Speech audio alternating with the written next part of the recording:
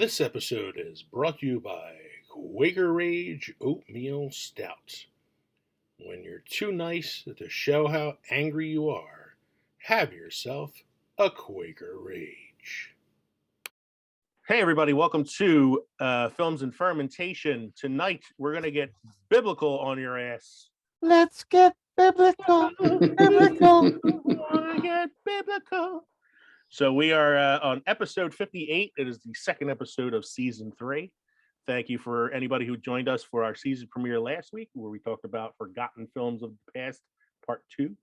I listened to it as I always do the day that it drops, and I definitely have some things to say in the notes from last show about it. But for those of you out there listening to us, thank you for joining us tonight. We are Films and Fermentation, a movie and alcohol podcast. I'm Leo. I'm Kevin. I'm Mike. We're just 3 friends who like to talk shit about movies while getting shit-faced. In this episode, we are getting biblical on your asses, discussing films based on the Bible. I didn't want this to be too bland or dry, so I decided to put this into 5 categories in order to try to make it as interesting as possible. So we're going to talk about some good Bible films, some bad Bible films. Oddly enough, there are some funny Bible films out there. Films that I called Bible adjacent, and that they have some sort of like connection to biblical stories. And then films I can't believe exist because as I was researching this, I found this list of like crazy biblical films. I never heard of any of them. None of them. After reading the descriptions, I was like, I have to talk about these, and I probably will watch some of them at some point. Because you're a glutton for punishment. I have to do that to myself. Hopefully, we won't be struck by lightning during this podcast. Don't forget to drop us an email at filmsandfermentation@gmail.com or visit us at Instagram. Visit us on Facebook. You can visit us on Twitter now at Films Fermented, or visit us on Linktree to get all of our social media and podcast links. Linktree.com/filmsandfermentation. Michael, what happened today in film history? This day in film history. This day in film history in 1954, Seven Samurai, Japanese film directed by Akira Kurosawa, starring Tohishiro. Good God, I'm killing these names. Sound it out. When I saw it, you posted this, I was like, I can't wait to hear Mike try to speak Japanese. It was released. I'm going to give it to you. 1954, Seven Samurai, Japanese film directed by Akira Kurosawa, starring Toshiro Mifune, is released. Okay. So this is one of your things. This is for you. I love Akira Kurosawa. I've seen most of his movies. Seven Samurai is the original film that would become the American Magnificent Seven. Yep. So Magnificent Seven with Yul Brynner was based on this. And then there was the remake with Denzel Washington and Chris Pratt that came out a few years ago, which is a remake of the Magnificent Seven. Yep. But all of them find their root in this film, Seven Samurai. Akira Kurosawa is like a legend of filmmaking, not just in Japan, but like in America as well. And he is rightfully so. He's very big on adapting Shakespeare for Japanese audiences. So he has a movie called Ron, which is based on King Lear. There is a movie called Throne of Blood. It's based on Macbeth. Throne of Blood's my favorite one. And this guy here, Toshiro Mifune, who starred in Seven Samurai, is sort of like Kurosawa's muse. So he would be like De Niro to Scorsese. So it's funny you say that Throne of Blood is your favorite one, because isn't Macbeth like one of your least favorite ones? I like the Macbeth play, Shakespeare's Macbeth. Hamlet's my favorite play. Yeah, Hamlet. But as far as like the Kurosawa films go, because it's not Macbeth, it's his take on Macbeth, and it's really, really well done. It's really interesting. It takes place in samurai, like a samurai feudal village, and it's like all Japanese iconography, but based on Shakespeare. And yeah, Kurosawa is a lot of fun, and then we have this is, like I said in pre-show, this is a weird day for premieres and finalities. Yeah. So, in 1991, Dinosaurs premiered on ABC TV. Not the mama. Not the mama. The baby gotta love me. I remember that show being like a phenomenon when it first came out. It was on the TGIF. Yeah. Yeah, it was a part of the TGIF line, and then it had one of the most depressing series finales of all time. Well, you had to know how it was going to end. It ends with the asteroid heading towards the Earth. And it's like, dude, it's supposed to be a comedy. And We just laughed about it. and So. it's the dad in the show. It's his fault. So yeah, but not the mama, man. I remember. Oh my god. And then 1992. This is Growing Pains and Who's the Boss had their final episodes aired on ABC. It's weird that both those shows ended on the same day in the same year Mhm. On the same network. because I think they may have premiered in the same year as well. Because I Who's always the Boss? They said went 8 years. I don't know how Okay. far Growing Pains went. Growing Pains went a couple more than that, I think, because they had that weird last couple seasons that had Leonardo DiCaprio on it. Ah, yes. It was weird because they were like shows that I always remember running concurrently with each other. Mhm. Like I would watch Mhm. Who's the Boss and then watch Growing Pains. And they're not similar shows, but they felt like similar shows. Yeah. You know, it's just It's the a way family comedy. family comedy, the way those sitcoms were. Famcom. It introduced us to Kirk Cameron, who I'm going to make fun of Mhm. later, and the legendary Alan Thicke. And Who's the Boss? America's Dad right there, buddy. America's Dad. Who's the boss? Who Alyssa came- Milano. No, I was gonna say he said Alan Thicke is America's dad, except he's Canadian. Hey, Canada is America. North America. And then Who's the Boss was Alyssa Milano and what was his name? The one that taught at Northeast High School in Philadelphia. I was gonna say he taught at Northeast for a year. Yeah. They did a reality show around him. I was going to say Ray That was Tony Romano, but it's Danza, not wasn't Ray it? Tony Romano. Danza. Tony that's it, Danza. Tony Danza. Yeah, I was trying to think of an Elton John song in my head because Hold me closer, Tony Danza. Yeah, because that's how I remember it. I'll be closer, Tony Danza. Oh Count my the God. headlights on the highway. But you know what? The ship in Guardians of the Galaxy, his ship is called the Milano Yes. Mhm. because it's the last thing he remembers from Earth was having a crush on Alyssa Milano. So yeah, those are some good ones tonight. What's your fun drink fact for tonight? Tonight I want to talk about a beer. Mm. It's called the Von Trapp Vienna from Von Trapp Brewing, Stowe, Vermont. I see what they did there though, because the Von Trapps were from Austria. Yes. Mhm. As with other Von Trapp lagers expressions, this Vienna isn't concerned much about clarity. It's a very pale amber with malty, toasted waffle aroma and only the slightest hint of black tea hops. At 5.2% alcohol by volume and 22 international bitters units, it is meant to be a subtle. The malt takes the leading role and does so perfectly. So there we go. That's good, man. Yeah. I just like the name. It's a very creative name. Well, the whole brewing company is the Von Trapp Brewing. So Okay. Well, then the beer should be called like a dew or something like that, or like a deer, female deer. So notes from the last show. I fucked up the trailers again. So the first time we did the films that time forgot, Mike's trailer was in German for some reason. Jawohl.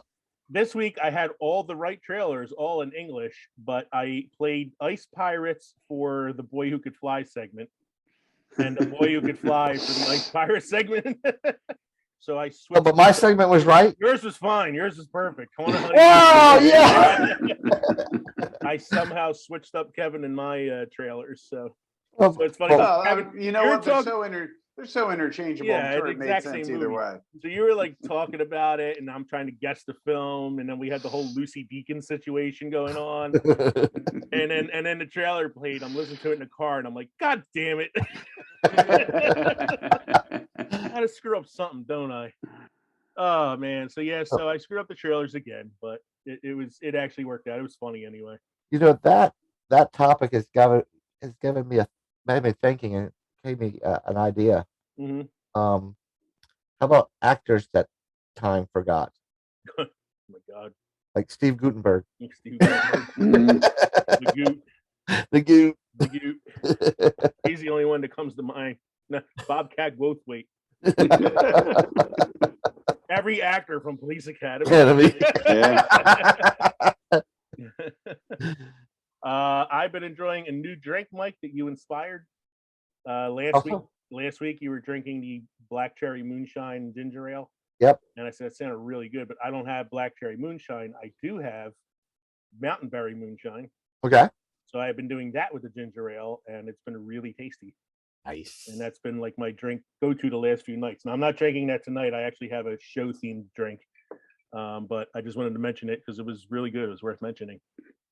Cool. And I have a show recommendation for you, Hot Ones. Okay.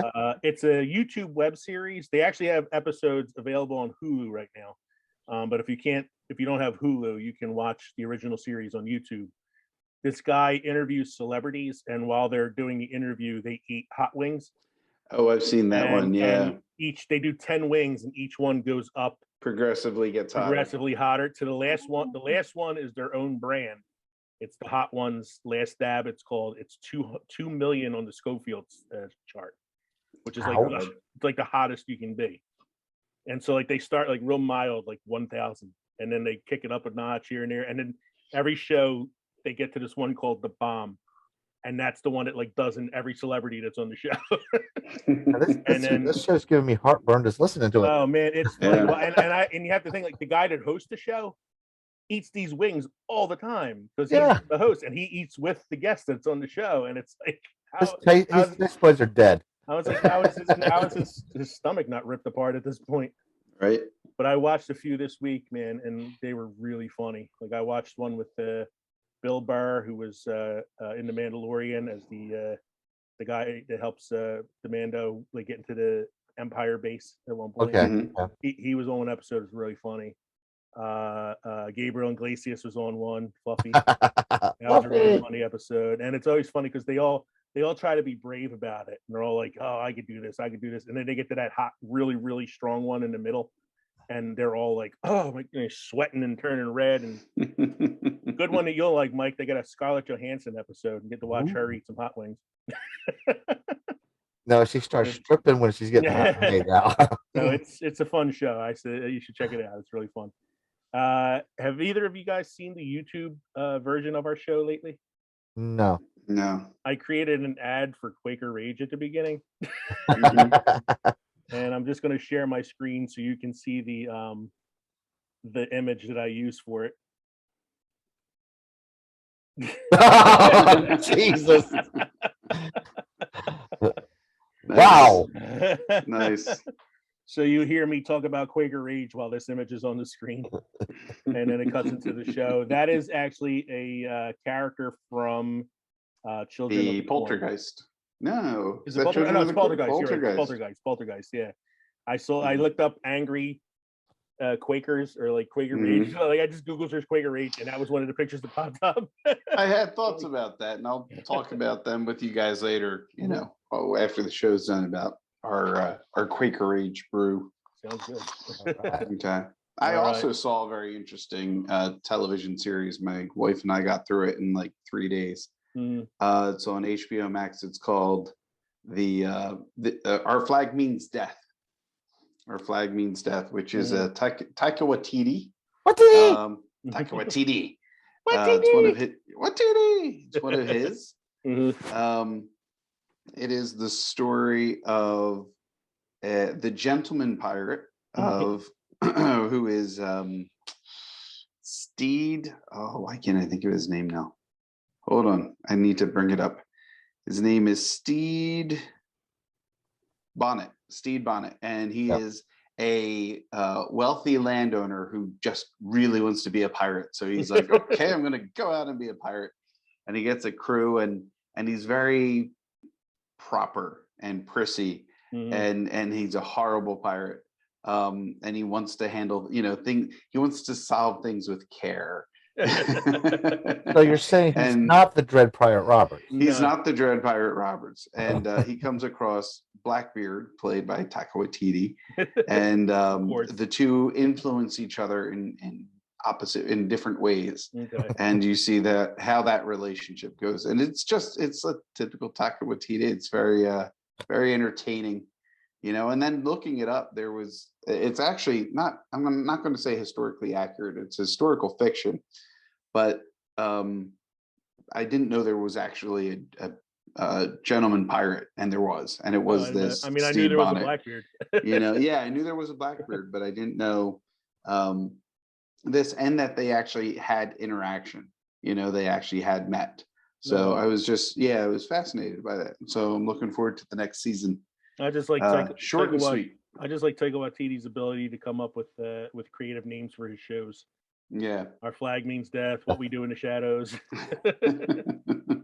Thor: Love and Thunder, which I just saw the trailer for and was excited to see, buff Natalie Portman at the end.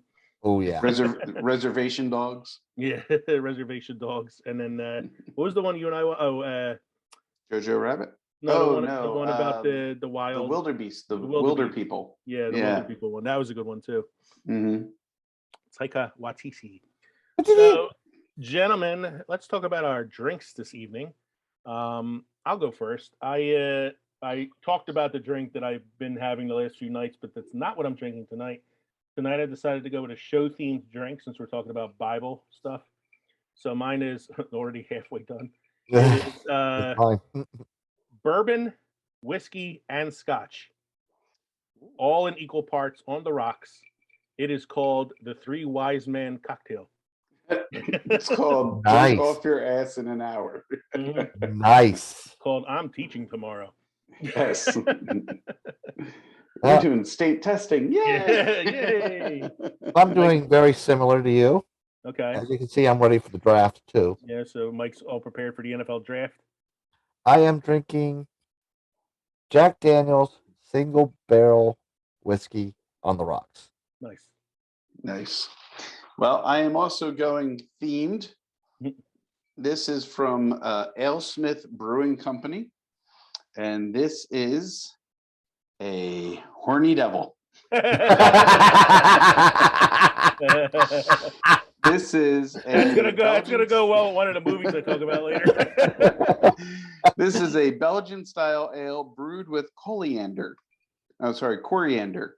And it's 10% alcohol by volume. AleSmith Brewing Company is from San Diego, California. San Diego, which I believe means a whale's vagina. It says Horny Devil is our interpretation of a Belgian style golden ale brewed with authentic Belgian ingredients, including candy sugar and a Trappist yeast strain. Its fruity and spicy aromas include notes of orange, banana, and peppercorn. Coriander seeds add refreshing citrus notes, which meld seamlessly with the beer's delicate malt sweetness. Horny Devil finishes with a lively carbonation and a refreshing dry finish. So, That's good, man. Serve in a goblet at 50 to 55 degrees. It would have Screw me, that. It would have me at the name anyway. Horny Devil. I wouldn't need to know about coriander or any of that shit. I would see Horny Devil and be like, all right, I'm gonna try that. And I'm looking forward to my second beer. Searching for eggs. Which is a Happy Easter beer from Cypress Brewing. It's an Imperial Porter. What is it? Peat flavored? It's Imperial Porter with chocolate. Okay, chocolate porter. All right. Easter Bunny. She could be called the Hollow Bunny beer. Hollow Bunny beer. So let me just slip this Horny Devil in the sleeve here, making sure there's enough room for the tip. Oh, almost spilled out. Too far. That was more than just the tip there, Kev. Well, he's got to protect himself from the Horny Devil. So yes, ladies and gentlemen, that is good. This is the Bible episode. This is good. All right. So speaking of the Bible, so our main segment this evening is all about films related to the Bible in some way. So the first couple lists are going to talk about films that are sort of directly influenced or related to the Bible. Then we have some funny films. Weren't as many as you think, but they're there. And then some films that are Bible adjacent, and there's 7 on the list, but I have a secret 8th one that I hidden from you guys on the note. An Easter egg. I have an Easter egg for you.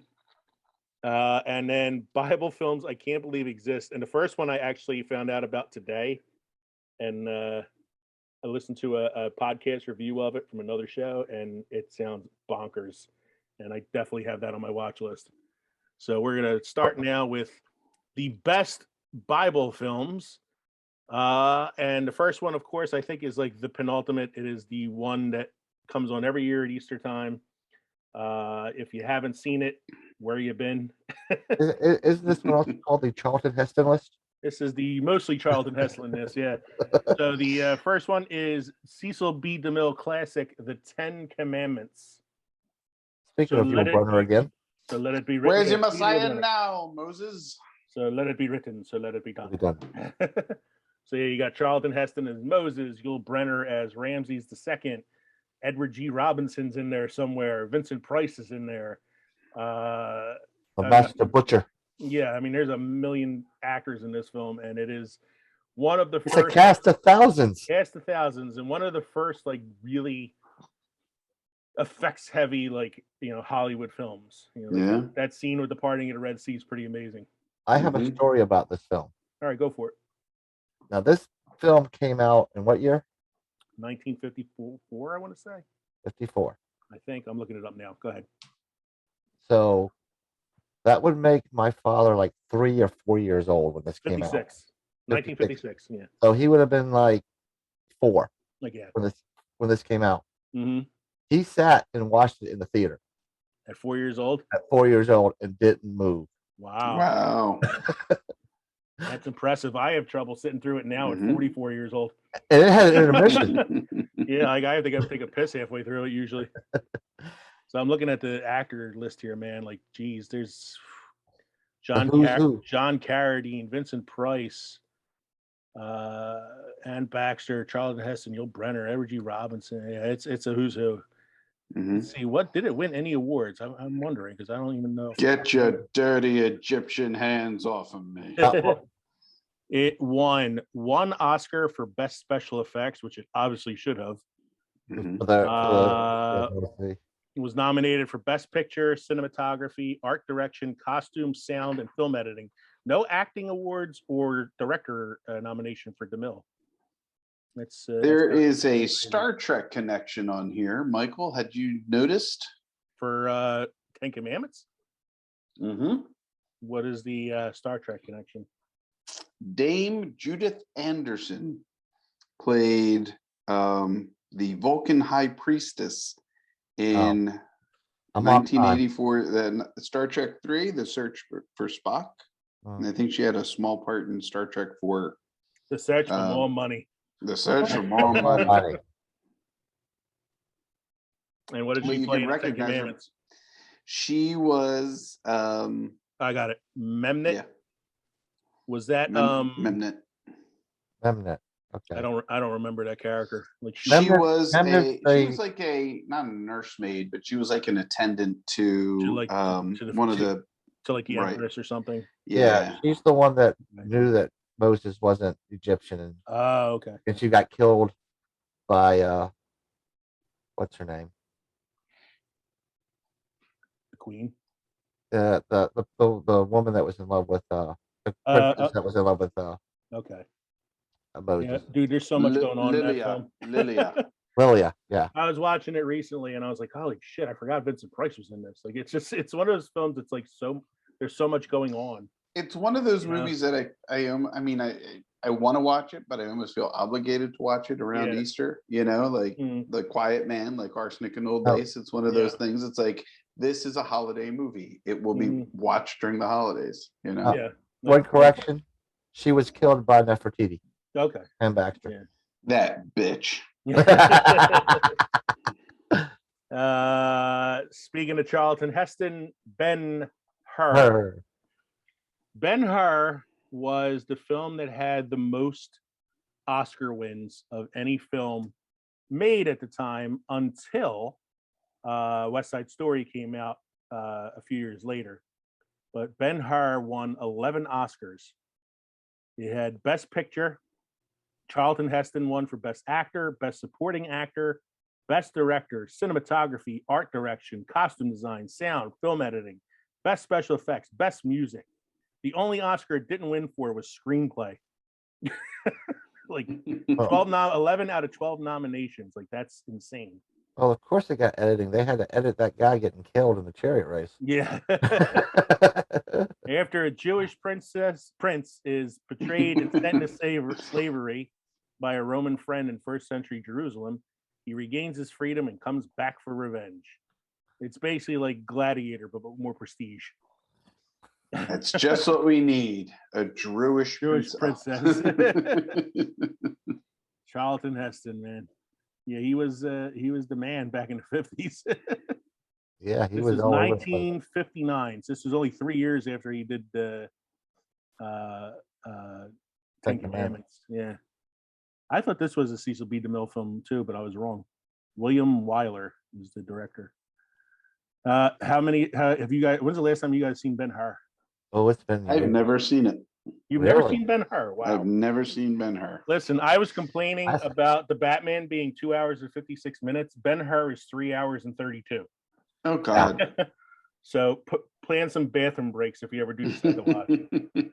Yeah, Ben-Hur is long. It's a long movie. It's a good movie, but it's like I would much rather watch Ten Commandments. But I mean, the big thing that Ben-Hur is remembered for is that chariot scene. Yeah. And that chariot scene's been like, redid and spoofed and all this stuff in millions of movies after that. There was actually a remake of Ben-Hur that came out in 2016, I want to say. Yeah, it didn't do too well. Yeah, it was a box office bomb and a half. And it's like one of those things, like, why would you try to remake a movie like that? 2016 it came out. It starred the guy from Boardwalk Empire, who was like the hitman with half a face in Boardwalk Empire. I don't know the actor's name, but he played the Charlton Heston role. So yeah, not really worth the time. The third one, I thought might have been a stretch, but then if you've ever seen the film, the twist of it is Bible related. The movie's called The Book of Eli, which stars one of my Mount Rushmore actors, Denzel Washington. I like that movie. It's a good movie. Very good. Awesome ending. It's awesome ending. It stars, he's great in it. Gary Oldman's in it, playing, the villain and hamming it up as usual as the villain. He's great in it. Mila Kunis is in it. She kind of like sticks out a little bit because, her role was kind of like a weird one. But, it doesn't really detract from the film. Book of Eli is about this guy Eli, played by Denzel Washington, who has taken it upon himself to become the guardian of the last copy of the Bible in this post-apocalyptic wasteland. Do we know that it's the Bible from the beginning, or do we find out? That's like kind of the twist at the end. Well, you find out about halfway because Gary Oldman wants it after he finds out what it is. Because he knows he sees it as a form of control. Yeah, he can use it to control the people, and he's trying to take the book to this place where they preserve literature, so that when society fixes itself or something down the line, they won't lose these great works. Amazon. Yeah, Amazon. He wanted to take it to Vatican Archives. He was looking for Bezos. I thought it was the Vatican Archives. Yeah, and the twist of it is, spoiler alert, if you've never seen it, he's blind. Yep. And you don't find that out to the end when you find out that the Bible he's been carrying around was in Braille, which is of no use to Gary Oldman. And that's, to me, is like the most unbelievable part of it, is when he finds the book guy, he recites the Bible to him so he can copy it down. And like, there's no way this dude memorized the entire Bible. Like Ephraim. Well, when your reading selection is limited, yeah, the highlights magazines at the doctor's office have all long gone. They've all got, everybody drew on the puzzles already. That's right. But yeah, when you're reading in Us Weekly from like 1992. Book of Eli, though, good movie, really good movie if you've never seen it. Kind of underrated. I think it's like a movie that goes sort of under the radar. I saw it in the theater, and it was really good. The next one I have on the list is a movie that I've only seen once, but it's a movie that my dad really enjoyed, so it's kind of why I've seen it. It's a good movie. It's called The Robe. It's funny, like a lot of these like these holy films come from like the 50s. Like 50s, yeah. that was a big thing in Hollywood in the 50s, 40s, and 50s. That's why they couldn't get in trouble with it. That's the plan. Yeah. The Robe, a Technicolor film, now in CinemaScope. That's the Dreamcoat one. Oh, my bad. The Robe takes place in Rome during the 1st century. A Roman tribune named Marcellus Gallio is ordered to crucify Jesus in Nazareth, but is tormented by his guilty conscience afterwards when he wins Jesus's robe in the dice game. So, you know, that's one of the tales from the Bible, is of the Roman soldiers playing dice for pieces of Jesus's robe while he's hanging on the cross. And this movie sort of fictionalizes it a little bit by telling the story of the guard who won the robe in the played by Richard Burton. Played by Richard Burton. You got Richard Burton, Gene Simmons, Victor Mature, Michael Rennie, who was in the original Day the Earth Stood Still. You got Richard Boone. Yeah, this is another Dean Jagger, Richard Boone, Jeff Morrow. Like, this is another like movie with a lot of actors who were really, you know, big time in the 1950s. It's a decent movie. It's not a bad film. It's you know, it focuses a lot on this guy, and like he starts to like witness miracles happening when people are in possession of the robe, and it starts giving him the guilty conscience because he was one of the guys that put the nails in Jesus's hands and all that. So, you know, it's a real like I think it's like one of the first Hollywood films to kind of do a fictionalized story that's like an outlier of the Bible. Right. Yeah. You know, but it's from somebody other than the main characters, like Pontius Pilate or Harrod or exactly. You know, yeah. A character that, you know, we probably didn't know that guy's name, you know, the soldier in the Bible story, but you know, the movie gives us a name for him. The next one I have is The Passion of the Christ, and I'm only laughing because every time I think of this movie, I think of Family Guy. Because why not? You know, why not? Because The Passion of the Christ is the Mel Gibson directed film starring Jim Caviezel, known for being a highly, highly violent version of the last days of Jesus Christ. I mean, yes. Visceral. I remember I've only watched it once because once is enough. It is a hard movie to watch. And it's got some cool visuals in it. There's like the creepy little baby that looks like, you know, an old man. Baby Satan. Yeah, it's the baby Satan, you know. It's like Baby Yoda, only it's Baby Satan. Yeah. Not as cute. Yeah, cool. No, definitely not. Cool visuals like that. But the violence in it is just so in your face, so gruesome. And I said I laugh because I think of Family Guy, because the scene where Peter's watching the Passion of the Christ and he goes, you know, that Jesus guy took a lot. If that was me, I wouldn't have handled it that way. No. And they cut back to him getting whipped, and he turns around, looks at the guard, and he goes, "No, no." And the guard goes, "I'm sorry. That's right." No. No. But The Passion of the Christ, it's an interesting film because it's everybody in the film speaks in Aramaic. Yeah. And most of the actors were not native-born speakers, so it's pretty interesting. But Mel Gibson had a thing like that for a little while there too, because he did that Apocalypto movie where everybody spoke in like Mayan. Yeah. You know, like a language that didn't exist anymore. A little controversial. There were a little bit, a little bit. He kind of, somebody had an issue. There was somebody going, "Excuse me, well, excuse me." He kind of explicitly makes it look like it's the Jews' fault that he gets crucified. You know, Gibson, I don't know if you know this, had some anti-Semitic comments that he said at one point when he was drunk. What? Really? Oh, what? Surely as you toss down the rest of your drink. He redeemed himself a little bit though when he made Fat Man. Yeah, sure. A new holiday classic. I definitely watch it every year. Oh, wow. From The Passion of the Christ, which is very controversial, we go to a film that was just as controversial called The Last Temptation of Christ. William Dafoe. Boy, this is a weird one, man. This is William Dafoe as Jesus. Mm-hmm. Harvey Keitel as Judas. Directed by Martin Scorsese. Barbara Hershey is Mary Magdalene. Barbara Hershey is Mary Magdalene, based on a book by a Greek author, Nikos Kazantzakis. And it's the book itself is pretty controversial because the last temptation of Christ is supposedly when he's on the cross and the devil, tempts him to, I will let you down. I will save you from this, and you can, live the life you always want. And he like sees what his life would be like if he didn't get crucified. And there's a scene where he's like married to Mary Magdalene, and it's like people were like really like appalled by this. And I'm like, but it's supposed to be showing his last temptation. Right.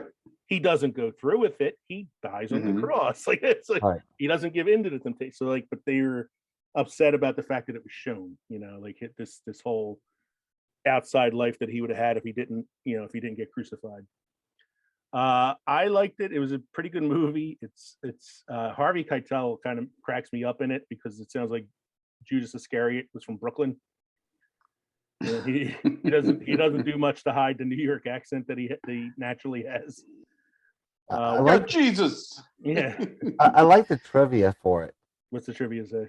It says Universal Pictures agreed to produce the film if Scorsese then did a commercial film. That was Cape Fear. Yeah. And Cape Fear is a good movie too. Yeah. And he was nominated for Best Director for both films. Like, his commercial film and his art house film didn't win, of course, because Scorsese was like, the redheaded stepchild for a long time. But he eventually won. But yeah, Temptation of Christ it's interesting to see William Dafoe as Jesus. The Jews have American accents primarily from the New York region, while the Romans have English accents. Exactly. Yeah. Well, because the Romans were always evil British people. True. That's always the case. Like if we know who the colonizers are. Yes, if you were from Rome in the 2nd century BC, you spoke like you were from London. That's all like gladiators, all English accents. Like, yeah. Is it time for tea? Crucify him. From Passion of the Christ and Last Temptation of Christ, we go to another Christ film, Jesus Christ Superstar. What's the buzz? Tell me what's happening. What's the buzz? Tell me. I say it as a joke, man, but I love Jesus Christ Superstar. It's one of my favorite musicals, and that's what it is. It is a musical about the life of Jesus, and mainly about his relationship with Judas and Judas's betrayal and all that stuff. But it's a fun, funky, totally 70s Broadway show. Yeah. Ding dang hippies. Andrew Lloyd Webber. It's a great movie. Great play. Jesus Christ Superstar. Yeah. I really don't recognize too many of the actors in this movie. The actors that were in the film were the Broadway actors. Yeah. That did the stage version of it. So, but it's fun. It's a fun movie.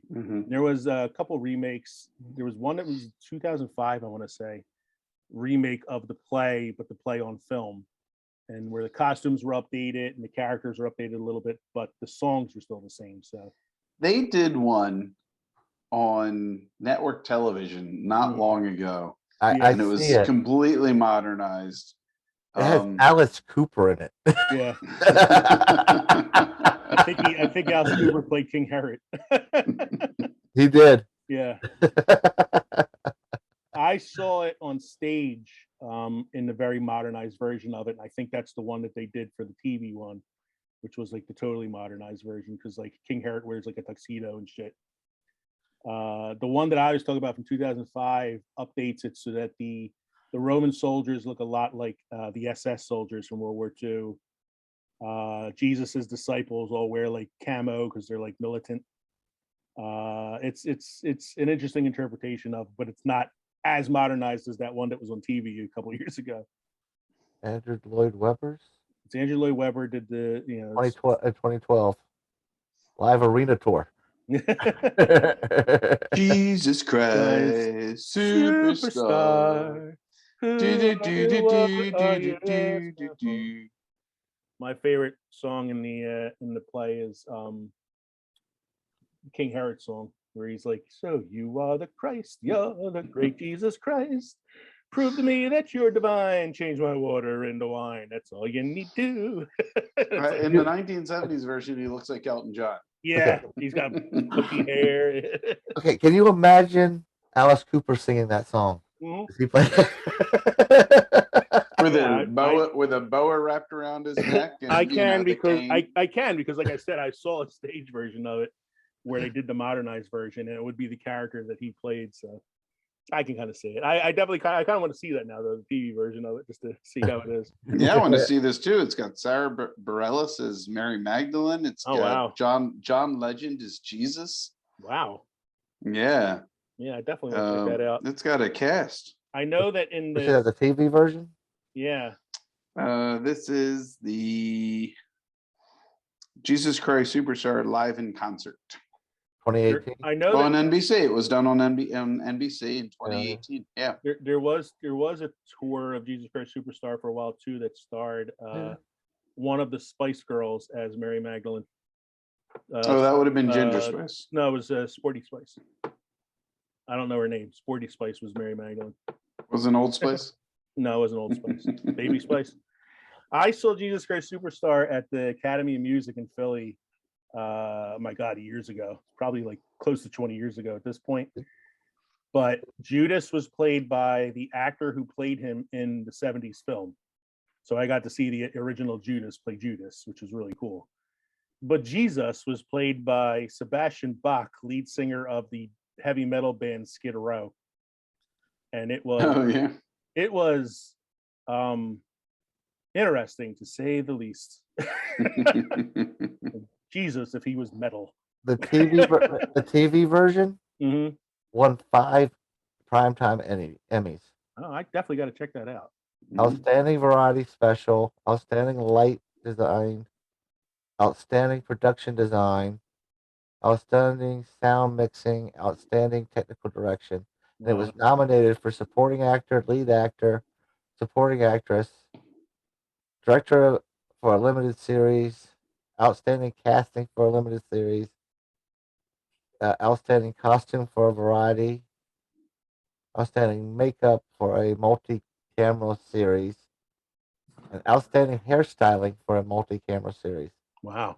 A lot of nominations and 5 wins. Yeah, I think I need to check that out. Yeah, you and me both. Yeah. So the next one I have on the list here is Joseph and the Amazing Technicolor Dreamcoat. Now there are numerous versions of this, but the one that I chose is the one that I saw most recently, which is it's kind of disturbing. So it's 1999 and it stars Donny Osmond as Joseph. He was probably a little too old to play Joseph at this point, but there he is. And it also stars Richard Attenborough, who played, Mr. Hammond in Jurassic Park. Welcome to the Technicolor Dreamcoat. Yeah, so it's interesting to say the least. Let's see. You got an animated version of 99. You got 1970. You got 1972, 1991, 1999. There's another one that doesn't even give me a. There's one I didn't put on the list here that it's an animated film, was The Prince of Egypt. Yeah. Oh yeah. I don't know. Like I've never seen it. I didn't know much. I have. It. Yeah. Decent. It was decent. And that's a Moses story, right? Mm-hmm. It's a Moses story. It had Val Kilmer, I want to say, playing Moses. Mm-hmm. Michelle Pfeiffer did some voice. Forget. It had music to it. It was decent for for an animated film. For an animated film. And I enjoy animation. I shouldn't say decent for an animated film, but Prince of Egypt. Val Kilmer, Ralph Fiennes was Ramses. Okay. So let it be written. Yeah. Let it be done. Let it be done. Yeah, Michelle Pfeiffer was I didn't put what's that Christian Bale one we talked about? It was Exodus. Exodus, yeah. Exodus. I didn't put that one on here either because there's another one I haven't seen. No, I saw that and that was also very good. Okay. I haven't seen it yet. I am shocked I didn't put those two because I was looking for ones to include and Yeah, I should have put them on. My bad. The next one I have on here, I have two movies that I put on the same line here because they are so similar to each other that I probably couldn't tell one from the other, and I've seen them both numerous times. And it's The Greatest Story Ever Told and Jesus of Nazareth, both of which were multi-part TV miniseries about the life of Jesus. Mhm. And I know the Jesus of Nazareth one in particular used to come on at Easter time all the time. And I don't know if they play that anymore. But they were Charlton Heston's in the one. yeah, he is. Why not? And I know like a lot of what I remember from these films is just like having gone to Catholic school as a kid, watching these in class all the time. Yeah, It the was greatest kinda- story ever told. Max von Seidel. Sydow, Charlton Heston. Yeah, Pat Boone. hmm Now the one I think that I remember the most is Jesus in Nazareth, because that's the one that used to come on TV all the time. It came out in 1977, which is the year I was born. And I know, like, you see like the poster for it as Jesus with these really bright blue eyes. So it's like your It's very creepy. typical, white guy version of Jesus. Yeah. Robert Powell as Jesus. Olivia Hussey played Mary. She was best known as Juliet in the Zeffirelli Romeo and Juliet film. Laurence Olivier's in it, Anne Bancroft, James Mason, Ernest Borgnine, Right. James Earl Jones is in it. Stacy Keach. I mean, it's Donald Pleasance, Anthony Quinn. This is another one. Plummer. Chris Plummer, Ian McShane. This is like another one of those like, Who's who. films where it's like a who's who. Greatest Bring story. me the boy from Nazareth. The I want greatest, to see him. the greatest story ever told is a older film. It's from 1965, but it's a very like, this could almost be like a twin film if it had came out in the same year. Like that's how close it is. Yeah. Max von Sydow is Jesus. Charlton Heston is John the Baptist. Pat Boone is the angel at the tomb. Christopher Plummer plays Harrod. Pat Boone sing "Raindrops Falling on My Head" while he's like. No, Pat Boone is known for being Paladin. Have Gun Will Travel. He's a. It's weird, man. The next one I have on here is another one I remember from a kid because it's another like film from like the 50s. Samson and Delilah. Yeah, look at that one. Samson and Delilah it's another old one. Another one like I kind of am familiar with because it was like a movie my dad liked. And it would help if I spelled Samson right. Here it is. Samson and Delilah. It came out in 1949. Stars Hedy Lamarr as Delilah and Victor Samson. Yep. Angela Lansbury's in it. Wow. So it's an old film, and it's the story of Samson. How Delilah, Don't cut his hair. Yeah, Delilah tricks him into cutting his hair, and he loses all his strength and all that stuff. And I remember it being a pretty good movie, and it's 2 hours and 14 minutes. It's not quite as epic as like Moses or Ben-Hur or anything like that, but still a pretty entertaining watch. Mm-hmm. And the earliest of the films so far on our list. Yeah. 1949. So that takes us to the part of this that I think is going to be kind of the fun part. Talking about some crazy shit like worst movies. Wow. Worst Bible movies. Now, anybody out there listening, remember, this is just our opinion. We're not experts. We're just three guys who like to get shit-faced while talking about movies.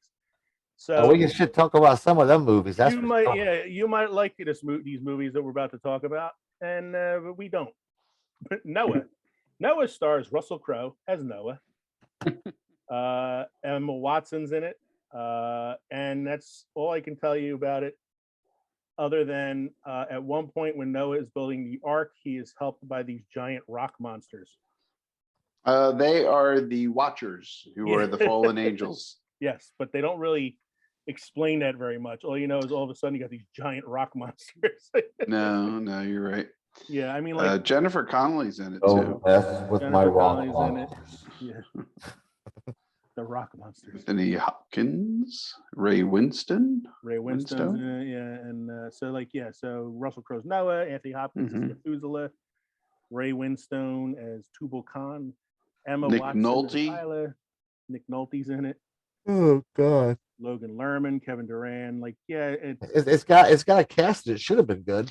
yeah. Well, this was this a Ripley Scott? This is Darren Aronofsky, who Okay. I was mixing up Exodus. Exodus was Ridley Scott. Yeah, Darren Aronofsky did Requiem for a Dream, which we talked about on our depressing movie episode. Yeah, he's a guy that does some pretty interesting movies.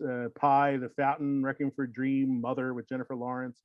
So it doesn't shock me that his Noah film was a little out there.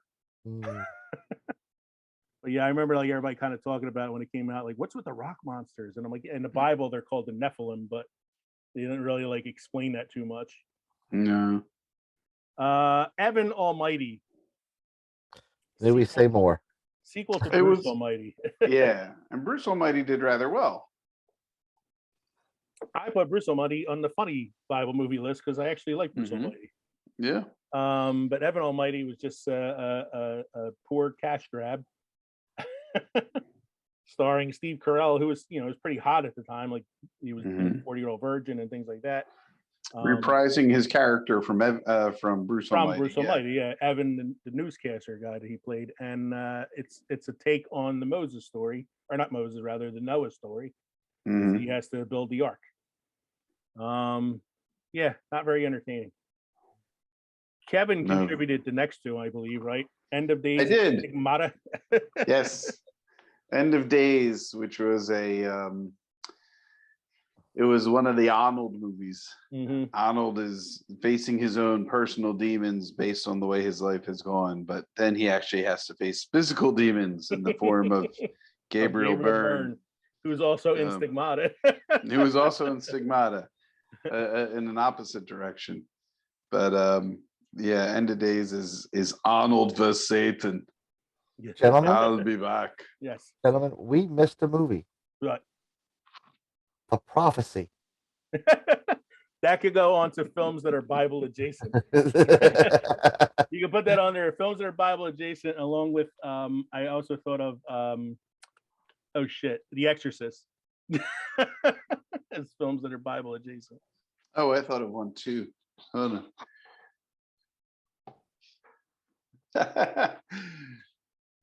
What do you got? I'm glad that we're adding this shit to as we do the show. We're adding. We are well prepared. This is not going to go long enough. I added a few nights ago, and I was like, "Oh, that should be good." No, we got to add more. So I'm going to end the worst one though, because we didn't have that many on that list. Like worst Bible movies, but basically any straight to video Christian film, especially those starring Kirk Cameron, who went from being the teen heartthrob on Growing Pains to a born again Christian. Who I think he's progressed into culthood now. Yeah, pretty much. So his big claim to fame is a film called Kirk Cameron Saves Christmas. And it's about Kirk Cameron reminding people that Christmas is all about Christ. Well, yeah, except for 85 to 90% of it being from other sources, but that's besides the point. Yes. So let's move on to funniest then. So for the funniest films, they're not all Bible word for word stuff per se, but kind of adjacent a little bit. So I got Dogma on there from Kevin Smith. Buddy Jesus. Buddy Christ. You got who's your buddy? You got George Carlin playing a bishop, which is amazing. Typical. Some of Ben Affleck's best work. Some of Ben Affleck and Matt Damon. Yeah. Well, Matt Damon has some good work. And Chris Rock being the brother left out of the Bible. You can't. Rufus.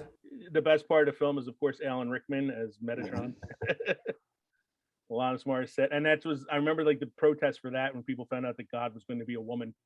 Oh God, that was great. And what I say is, what if God was one of us? Just a slob like just a slob like one of us, just a stranger on the bus trying to find his way home. Yeah, and my trivia story for this one is at a protest. The news was covering a protest, so the reporters were out there talking to the protesters about the film, and Kevin Smith decided to go out and walk amongst the protesters. Mhm. And they didn't recognize who he was at the time. They didn't know who he was, and he got interviewed by the news, and he gave the interview as if he was one of the protesters. So he was interviewing as a protester of his own film. Oh boy. Just to kind of show you the whole hypocrisy of the whole thing. Opposite of Evan Almighty is Bruce Almighty, Jim Carrey vehicle, in which he is given the powers of God by God, played by Morgan Freeman. There we go. I was going to ask, did we even address who was God? Played by Morgan Freeman. It's got some pretty funny moments. I like the scene where he just he's trying to become the go-to reporter, so he starts using his powers to plant things there. So he finds the body of Jimmy Hoffa. Life of Brian. Love Life of Brian. Monty Python and the Life of Brian. Always look on the bright side of life. For those unfamiliar, this is where the mix-up between the birth of Jesus and the birth of Brian began, and people started coming to Brian thinking he was the chosen one, and he was not. And this stone throwing scene where the guy gets hit with the rocks. He's like, "Who threw that Who stone?" threw that? She did. Oh, there are women here. He did. And he's getting ready to take a bath, and the people are watching him outside, and they're like, "The Lord's taking his clothes off. Let's all take our clothes off." Did he say blessed are the cheesemakers? No, he didn't say blessed are the cheesemakers. Well, I couldn't hear him. Shut up, big nose. And that's another movie that had a little bit of controversy in it. People were upset by the whole ending of it with the always the bright side of life part. Yeah. I had that as my ringtone for a while. Crucifixion or release? Release. Oh, really? No, just kidding. Crucifixion. Oh, you got me there. And then Kevin and I saw this one in the theater. Another sort of Bible adjacent, but really funny movie. This Is the End, starring Seth Rogen, James Franco, Danny McBride, Craig Robinson, Jonah Hill, and Jay Baruchel as Emma themselves. Watson. Yeah. Emma Watson makes a cameo in it. A bunch of other actors make cameos in it. They're all playing really douchey versions of themselves at the beginning of the apocalypse. Are they really playing though? I mean, I think they're playing up who they are. Okay. Because I was going to say, there's some of the actors and actresses that you listed there, and I'm thinking, yeah, I've heard things. Yeah, I've heard things too. So we're going to pause for a second here. So Kevin's got a new drink. What do you got there, Kev? I am drinking Searching for Eggs. It's an Easter beer by Cypress Brewing, which is in our backyard, Leo. It is in Edison, New Jersey. Ooh. Yeah, I think this is something we could make a trip of. It's not quite backyard. It's not quite the backyard. But, Edison's like North Jersey, so it's probably like an hour or so away. Oh yeah, well, I mean, it's about, I guess, a half hour from me. Yeah, it's closer to you. Yeah. Yeah, I'm trying to see the. Oh, nice. This is why I like it so much. You guys ready? Yeah. 13% alcohol by volume. Oh, wow. Horny Devil was 10%. This is 13%. Well, I'm on my second Three Wise Men, so. Well, you said the Three Wise Men was what? Whiskey, bourbon, and scotch? Bourbon and scotch. Well, then I'm on the second wise man. I am in my. What the hell is that? What the hell are you doing? Oh no. This is my single barrel Jim Beam bourbon. Nice. See, I took all mine together at one shot. and then made a second one. So we're back. We took a little break to refill our drinks because we were thirsty. And we're not drunk enough yet. Yeah. So we are moving on to films that are Bible adjacent, which is probably what I should have just made this whole list anyway. Right next door. These are films that they're not quite the Bible. They're kind of next door to the Bible. The first one is The Lion, the Witch, and the Wardrobe, the first book of the Chronicles of Narnia, the first movie in that series. Aslan the Lion is an allegory for Jesus. He dies and comes back and saves the kids and all that stuff. And, the writer of the book C.S. Lewis was a very devout Christian and liked to use Christian symbolism in his stories. So the lion is Jesus, Yes. the witch is the Holy Spirit, and the wardrobe is God. You got it. Yep. I got it. There It's we a go. Trinity. Mr. Tumless is Peter. And Peter is Paul. Second movie on this list I've talked about before. I want to say Oh, I love this movie. maybe our comfort films episode.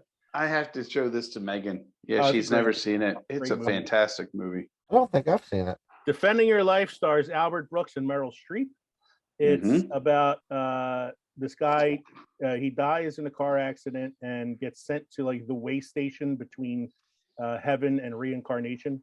It's an interesting purgatory. Yeah, it's like a purgatory. You have to defend your life by going on trial, watching like snippets of your life basically pass before your eyes, and defend your actions. And if you are, if you weren't going up, progressing, yes, you're either going to go to heaven or get reincarnated and start all over again. And it's a comedy. It's he and Meryl Streep. You know, one of the jokes is that like they're two of the youngest people in purgatory right now.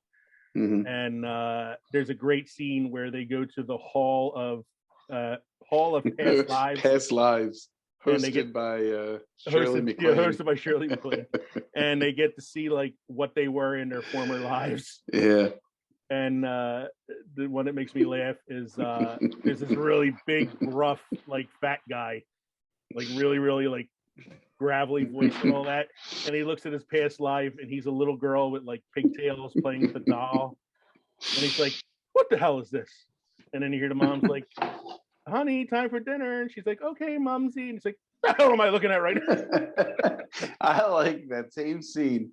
Albert Brooks. No, the other one. Oh, the old lady, it's the sumo wrestler.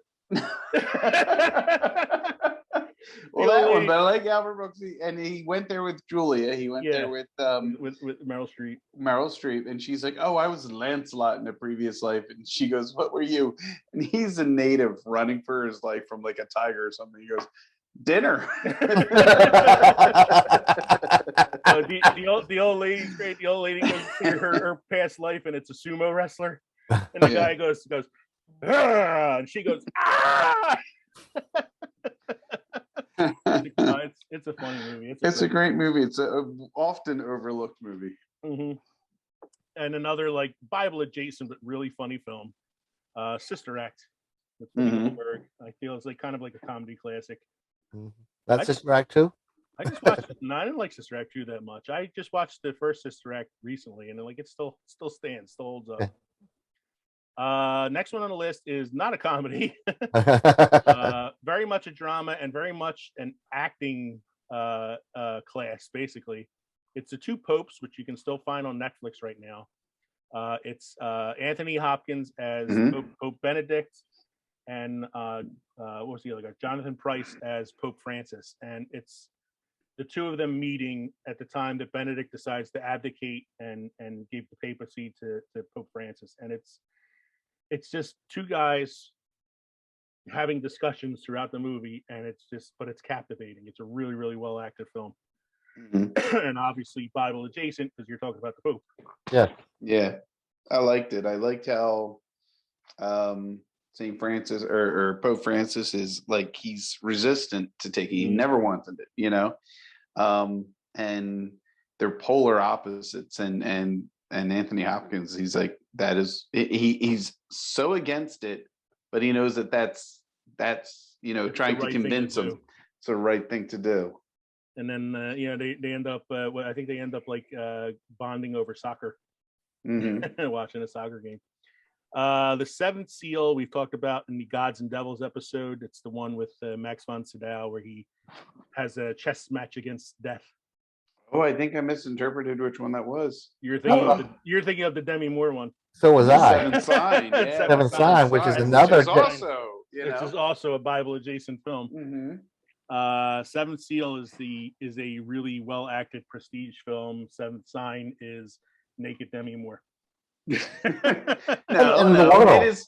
It's Pontius Pilate who is living immortal, since he sentenced Christ to death, and he's trying to make sure that the end of the world happens so that he can finally be released of the pain of having to live his immortality. And she is the savior. She is giving birth to the savior. Yeah. How can you give birth to something when you try to kill yourself or something like that? Yeah, and that's when you get naked Demi Moore, but naked. And that's when you get naked. That's right. From that we go to one that's a little more wholesome. Dear God. Dear God. That is was that Greg Kinnear? That was Greg Kinnear, yeah. Done in 96. He's a con artist who gets caught, and part of his sentence is working in the post office. And he comes across letters being written to God from people who are, it's like a version of a prayer, you know? And he initially he feels that I can take this and make it into a money-making scheme, but it ends up, you know, the wholesomeness of it all and everything his character turns around and ends up realizing this is to be done just for the goodness of it all. You know, it's a great movie when you got Coolio in it. Kinnear and Coolio. And Tim Conway. Talk about a movie that's Bible adjacent. I don't think you get any more adjacent than this film, The Da Vinci Code. Oh yeah, that's a little more adjacent. Really stretching the Bible adjacency. Da Vinci Code stars Tom Hanks as Tom Hanks. Ian McKellen as Ian McKellen, and Adrian, whatever her name is, as the woman. Adrian, as the descendant of Christ. As the descendant of Christ, the Merovingian line. Yes. It's Audrey Tattoo. Yeah. And it's definitely not as good as the book. No, the book was really good. The film was okay. Tom Hanks, I love Tom Hanks, but he wasn't the character to me. I had other people pictured in my head right when I was reading the novel. You know, Ian McKellen is good in it as the secret villain. Yeah, it was kind of sloppy, and that's weird for a Ron Howard film. True. Next one is Constantine, based on the comic book. Yes, a Keanu classic, starring Keanu Reeves, Rachel Weisz, and the lead singer from Bush, Gavin Rossdale, and in The Gods and Devils, I talked about it. One of my favorite devil performances of all time. I can't think of the actor's name now, but the actor who plays the devil in it is fucking awesome. Looking it up, see if I can get it for you. Not as good as the next devil.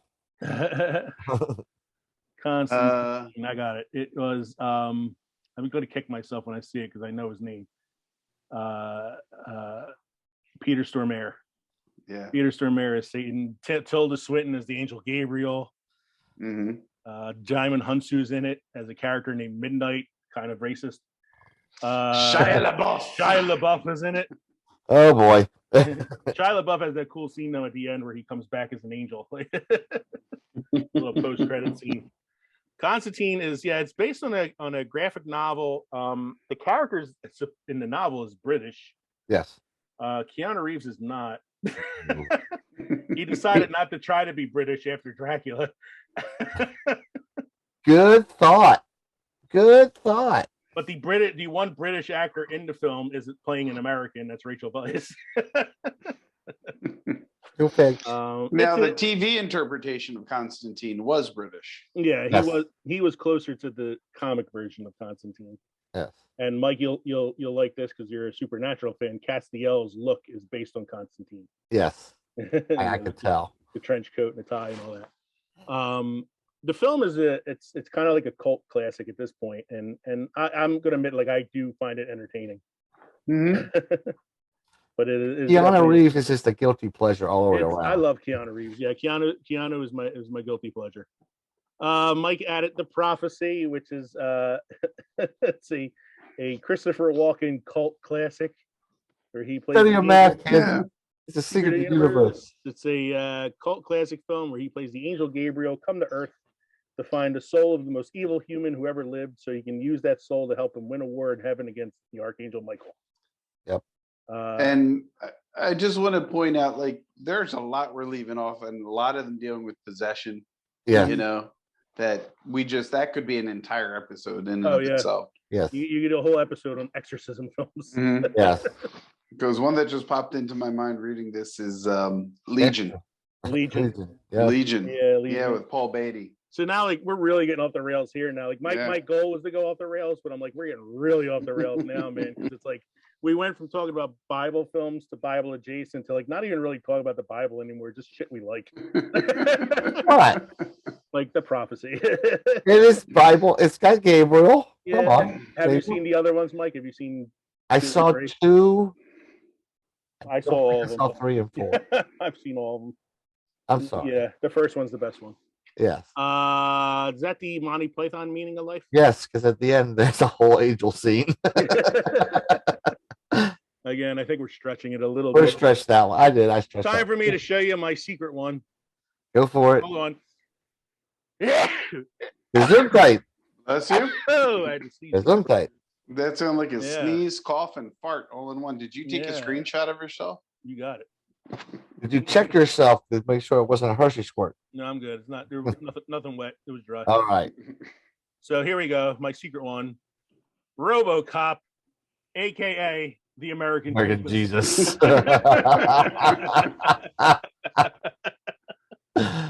The director, Paul Verhoeven himself, said it is the Messiah tale. He is persecuted at the beginning. He rises from the dead. He walks on water. He is the savior of the film. RoboCop is Christ. I told Katie I was adding this one to the list, and she went, "Don't put that on there. Are you kidding?" So I should put Tombstone for the line that he's down by the creek walking on water. Yeah. Yes, that's really getting out of hand now. So let's get to the. I'm not even going to get into the RoboCop stuff. It's just, it's just me being crazy. So this is the last part of this. The Bible films I can't believe exist. The first one I learned about actually came out a while ago, and I didn't really know much about it. But then I listened to a podcast review of it earlier today, and I heard 3 things, and it made me say, yes, I need to see this film. A, directed by Paul Verhoeven. B, involves stigmata. C, involves lesbian nuns. Okay. And just as an added bonus, apparently based on a true story. And I heard the review of it. I'm like, this sounds like such a bonkers Paul Verhoeven project that I need to see this. It's about a woman who is she's a novice at a convent in, I want to say it was like 17th century or 18th century Italy, and she claims to have the stigmata and uses that as a way to make a power grab and become like the abbot of the convent, all the while having a side relationship with one of the other nuns, and then eventually, getting like persecuted for it and all that stuff, but somehow winning in the end anyway. And it just sounds so over the top. And I'm like, if it's Paul Verhoeven, just that alone makes me want to see it, because it sounds like Showgirls meets RoboCop. Oh, Jesus. It's a Christ tale. Benedetta, it is called. Benedetta. That was the name of the main character. The other ones came up on a list of that I saw while I was researching this episode. The first one's called Assassin 33 AD. It is a film about Muslim time travelers who go back in time to try to assassinate Jesus in order to bring about the apocalypse, and the Christians who go back in time to stop them. Oh, wow. That didn't have any controversy associated. Oh, not with at it all. No, not one bit. And honestly, No. the first thing that popped in my head when I read that description is the Muslims thought Jesus was a prophet, not the Messiah. Why would they go back and kill him? Exactly. Somebody didn't do their research. And the second thing is it's against the religion to portray Muhammad in any way, shape, or form in any media. So when this came out, it's like, well, that wasn't by somebody who was of Islamic faith. Yeah. The next one's called See Me Dance. It's about a woman who has the power to influence people through her dancing skills. And she decides to use that to make people Christian. And the devil comes to earth to try to stop her. Yep. Devil came down from Georgia. Devil came He was up. looking for a soul to steal. He was in the box. He was way behind. He was willing to make a deal. I don't know how to describe the next one. $0. It's called Zero Dark God, which is a play off of Zero Dark 30. And it's about God basically torturing this guy who's a sinner to get him to change his ways. It's like if God had run Guantanamo Bay. Oh, good. The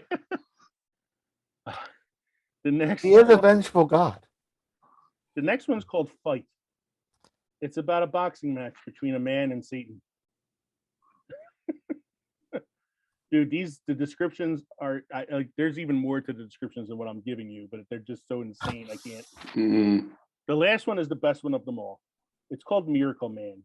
It's a modern day take on the life of Jesus in that it is Jesus and the apostles and the devil and all the other characters from the New Testament, but in modern times. Huh. So is that kind of like Romeo and Juliet with Leonardo De Niro? Kind of when you take into account the fact that Jesus can shoot fireballs out of his hands, and there's like samurai shit in there, and like Matrix style fight scenes, and all kinds of other crazy shit, and special effects that make the sci-fi Jesus got moves. Special effects that make the Sci-Fi Channel look like a Steven Spielberg film.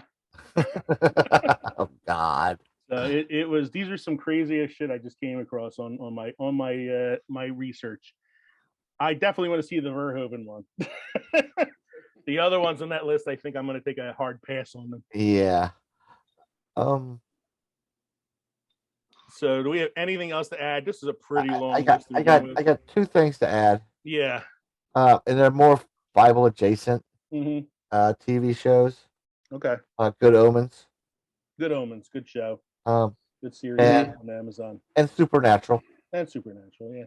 And Lucifer. And Lucifer. Yeah.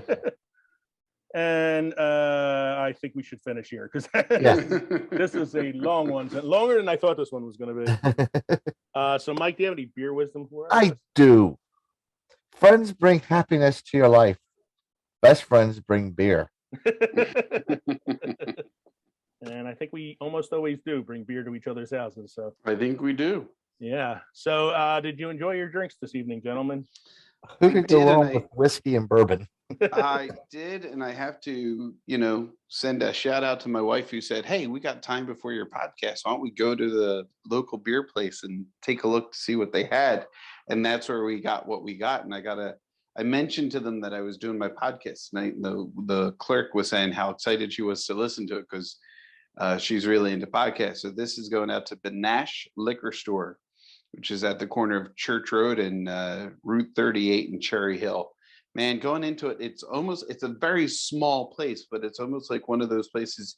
It's like the TARDIS. You go into it and it just opens up. And it's bigger on the inside. It's bigger on the inside than it looks on the outside. You go in and everything's stacked on top of each other. You can find anything if you look hard enough because it's got things all over the place and they're really well priced. And they have such a multitude of stuff.